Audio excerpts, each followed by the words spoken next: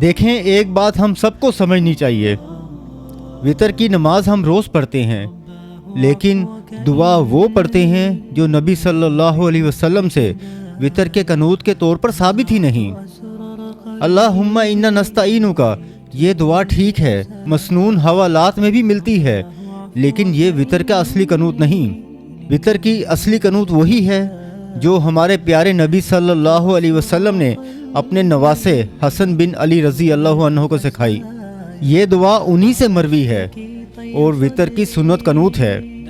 اللہم اہدنا فیمن ہدیت وعافنا فیمن عافیت وتولنی فیمن تولیت وبارک لی فیما آتیت وقنی شر ما قضیت فإنک تقضی ولا یقضی علیک انہ لا یذل من ولیت ولا یعز من عادیت تبارکت ربنا وتعالیت۔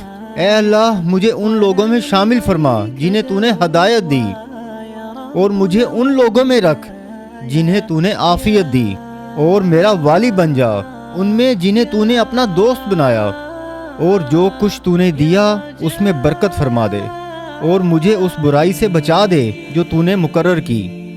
ذلت اسے نہیں ملتی جسے تو اپنا دوست بنا لے، اور عزت اسے نہیں ملتی جسے تو اپنا دشمن بنا دے۔ تو بڑا برکت والا اور بلند ہے اے ہمارے رب۔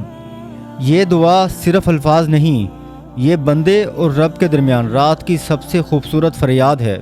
جس نے اس دعا کو سمجھ کر پڑھ لیا نا، اس کا وطر بھی بدل جاتا ہے، اس کی رات بھی بدل جاتی ہے، اور دل کا سکون بھی واپس آ جاتا ہے۔